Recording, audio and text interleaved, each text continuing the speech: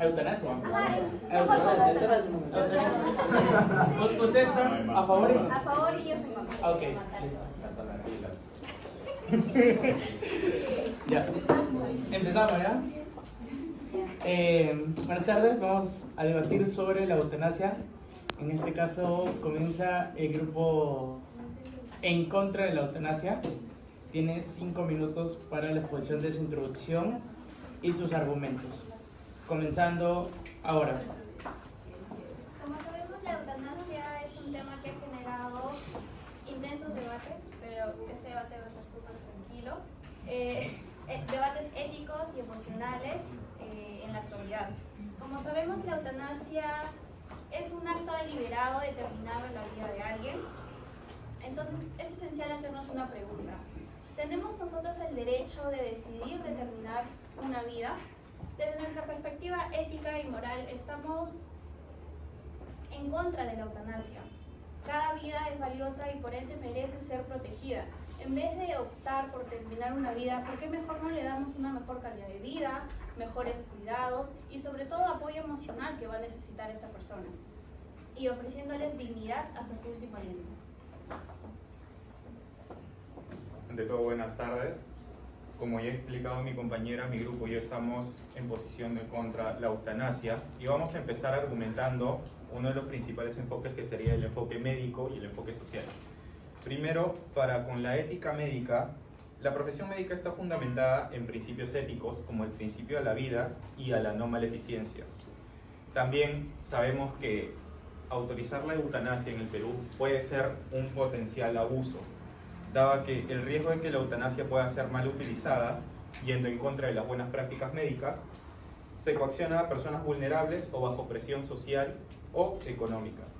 ¿Esto qué conlleva? A la falta de confiabilidad del diagnóstico médico también y a la integridad profesional del médico. Y con la implicación social puede influir negativamente en el valor que se le da a la calidad de vida. Bueno, la dignidad de la vida humana. Ninguna vida carece de valor. El solo hecho de que nacemos y de la muerte no son más que todo hechos y solo hechos.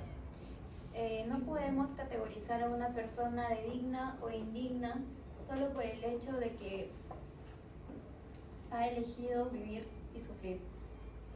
Precisamente por ello, decir lo contrario va directamente en contra de lo que somos como sociedad.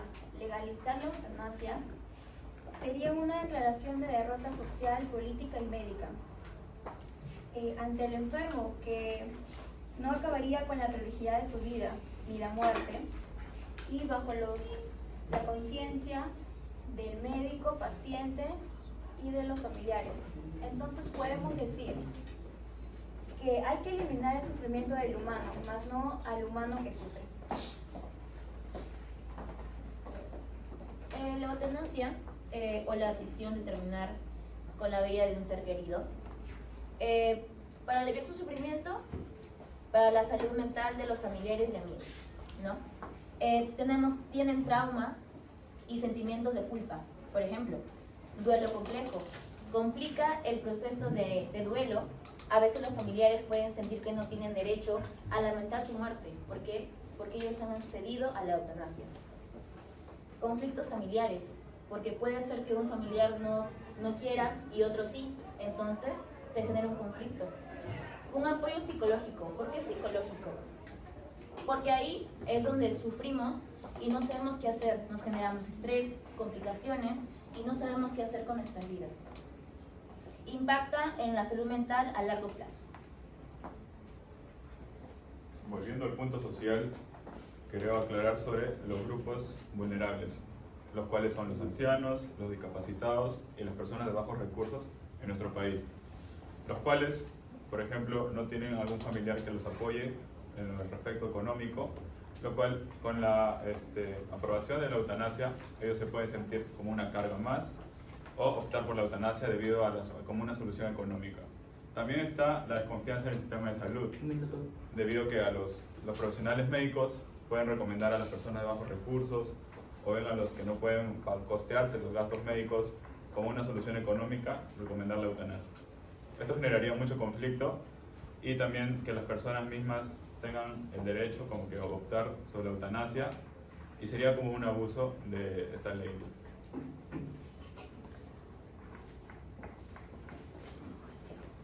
Adicional a esto, tenemos que los médicos han estudiado para salvar vidas, no para dejar todo lo que han estudiado fuera y solamente decidir porque una persona diga, no, ya no quiero seguir con este tratamiento y dejar de vivir.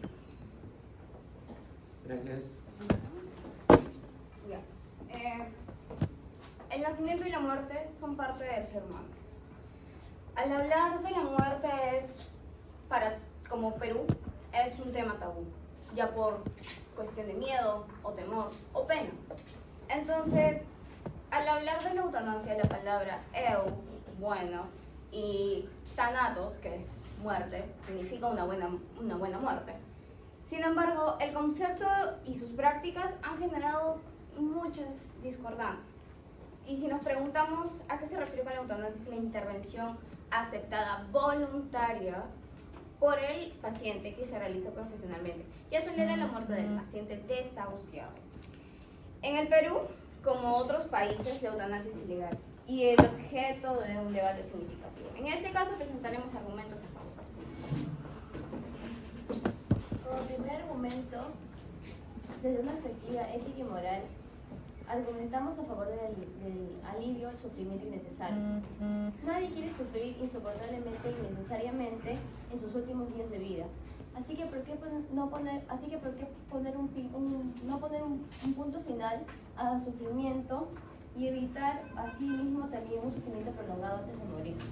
Además, nadie quiere dejar como último recuerdo de sí mismo una imagen de un cuerpo consumido, sin luz y de una agonía innecesaria. Por ello, en el 2021, en Suiza, se ha realizado un estudio con todos los pacientes que sufren enfermedades terminales, neurodegenerativas, como lo es la esclerosis lateral amiotrófica, ya que ellos optaban para la eutanasia para poder terminar con el sufrimiento que ellos sienten, ya que no existen ni medicinas, ni medicamentos, ni cuidados paliativos que puedan calmar el dolor que ellos sienten de su cuerpo y de su alma. Así que justifican la necesidad de una opción como la eutanasia. Como segundo argumento, hablemos sobre el caso de Ana Estrada. Como se sabe, ella sufría de poliomielitis, que es una enfermedad que le causa una calidad de vida extremadamente difícil. Ella, como todos aquí presentes, sabemos que todos tenemos derecho a decidir sobre nuestra propia vida. Con la eutanasia, a Ana le permitió reconocer su autonomía personal y su derecho fundamental a no ser obligada a vivir bajo condiciones que se consideran intolerables en su vida. A su vez fue favorable porque garantizó su derecho a la autodeterminación en una situación de extrema tanto en salud y emocional. Como saben, en el 2021 un juez falló a favor en el caso de Ana Estrada, permitiendo la eutanasia. Esto demuestra que hay una necesidad en la legislación donde se presenta una necesidad urgente de reevaluar las leyes para poder permitir una muerte digna bajo circunstancias controladas y humanitarias. Bueno, tenemos en cuenta en el caso de Ana Estrada sus derechos, que tenemos el derecho de autonomía personal y el derecho de integridad personal. En el caso de autonomía personal, cada quien tiene la decisión de sí mismo, tiene su propia capacidad de tomar decisiones respecto a su futuro, ya sea también como el final de su muerte, el final de su vida en cierta forma. Bueno, esto respeta la voluntad de decidir, ya sea su propia muerte, según sus valores y convicciones de cada ser humano que esté teniendo enfermedades terminales que ya no tengan cura alguna. En el caso de derecho a la integridad personal, tenemos que la eutanasia protege este derecho porque se genera la autonomía y la dignidad de una persona, de la propia persona, no es de manera colectiva, sino uno solo. Y bueno, es la posibilidad de permitirle decidir sobre su propio cuerpo y su vida. También tenemos, bueno, la reducción de tratamientos fútiles. Como sabemos, la tecnología ha ido avanzando constantemente, pero no hay tal manera que te diga un 100% que uno puede llegar a ser sano, que puede curarse, que puede quitarse toda esa mala enfermedad, que puede curarse por completo, que sea de manera digna. Uno siempre va sufriendo y se va mostrando de manera indigna, se siente mal consigo mismo. Por ello, la eutanasia les permite terminar ese sufrimiento, esa indignidad que sienten. Bueno, otro argumento, el derecho a la muerte digna. Bueno, como mis compañeros han dicho, es el derecho a una persona que muera con dignidad. Esto se realiza en los pacientes solamente con enfermedades terminales o condiciones incurables, que provoca el sufrimiento físico y psicológico de la persona y del paciente. Este derecho respeta la autonomía de la persona, la capacidad de tomar sus propias decisiones sobre su cuerpo y su destino. Negar a la persona la opción de decidir su propia muerte cuando enfrenta un sufrimiento insoportable y sin esperanzas de mejora es una forma de paternalismo que subestima la capacidad para la toma de decisiones racionales y personales. Tiempo. En este caso vamos a empezar con el grupo que acaba de exponer para poder rebatir alguna idea del grupo que está en contra. Tienen minuto y medio. Bueno, tomar en cuenta los mejores cuidados que se pueden dar, en el caso de cuidados paliativos, tal como existen. Pero no quiere decir que los cuidados paliativos permitan a la persona tener una vida digna. Las personas están teniendo una enfermedad terminal, lo cual le está destrozando por dentro y por fuera. Su familia se siente mal, hay daño psicológico a la familia, daño psicológico a él mismo. Así que, ¿cómo ustedes pueden argumentar en este caso, pueden decir que se pueden dar mejores cuidados paliativos, los cuales hasta el momento no existen?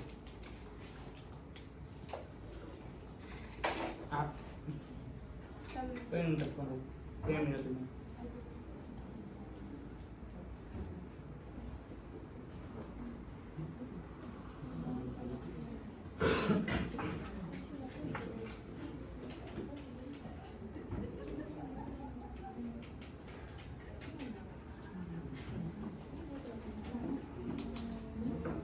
¿Puedo hablar acerca de la pregunta que ha dicho mi compañera?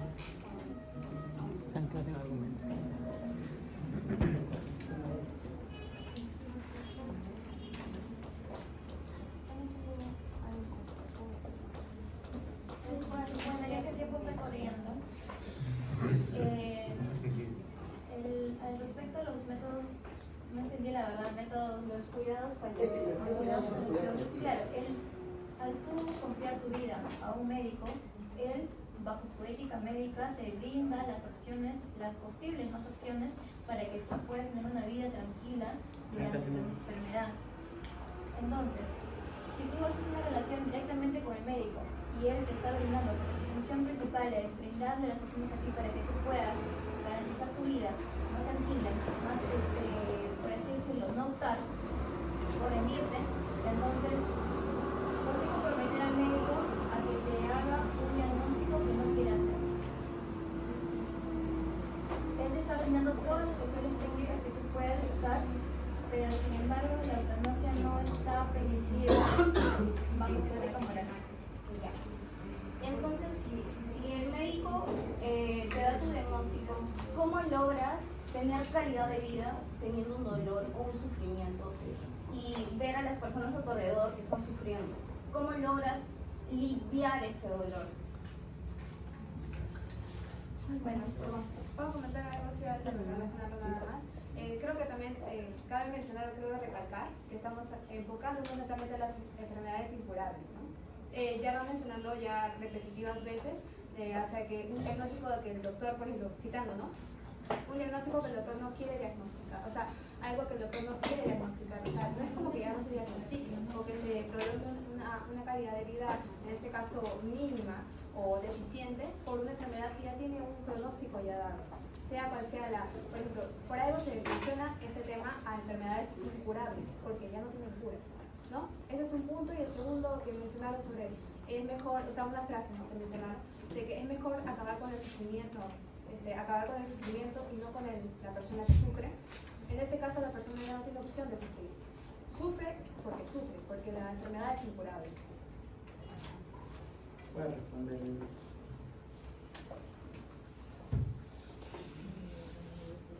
Considero que como un médico, por más que una enfermedad sea incurable, él tiene la potestad de darte a ti para que tú puedas, él tiene que brindarte alternativas para que tú puedas seguir viviendo. En todo caso, aquí como lo que dice Yolanda.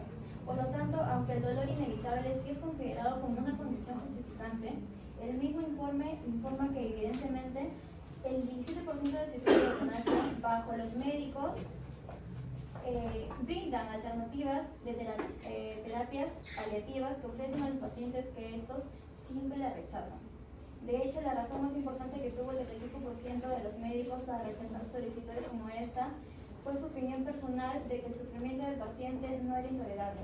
Sin embargo, si es que él te brinda una opción que tú puedes usar durante todo un tratamiento que es una enfermedad incurable, por así decirlo, Dios te da la oportunidad de tener vida, más no de quitártela. Entonces, quieres recalcar que el paciente debe vivir en base a la ética moral del doctor. Incluso también lo que pasaría acá en el Perú sería regularizar leyes de las cuales, como Bélgica, Luxemburgo, Canadá, han legalizado la eutanasia y han implementado estrictas regulaciones, tanto en la ley. Entonces también se tendría que modificar el código penal, el código del médico. Entonces, si tú dices de un Dios que te daría la vida, tú te estuvieras quitando, ¿quieres decir que Dios va dentro, o si tú tienes la libertad de creer o no de creer, y si la persona no cree, estuviera mal para Dios, ¿qué quieres decir? No se trata de creer o no creer.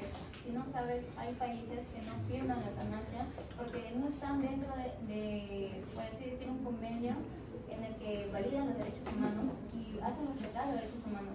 Entre ellos está la dignidad humana. Si este país no está legalizado para la eutanasia es porque realmente vela por esos derechos de todos los ciudadanos. En el caso, como dices, los derechos, pero la persona también tiene derecho, como dije, a la autonomía personal y a la integridad personal. No es dignidad humana, ya que están sufriendo constantemente y no tienen una posibilidad o un 100% de efectividad en su cura, ya que son enfermedades incurables. Son enfermedades que ya los lleva sí o sí de manera baja, de poco a poco los va matando. Y en el caso, como dijeron también, de que hay abuso, en posible coacción de personas vulnerables y también hay abuso en lo social, en la calidad de vida que se les puede dar. La calidad de vida que le está dando a esas personas es muy simple, muy sencilla y no es de manera digna. Y en el caso de coacción a personas vulnerables,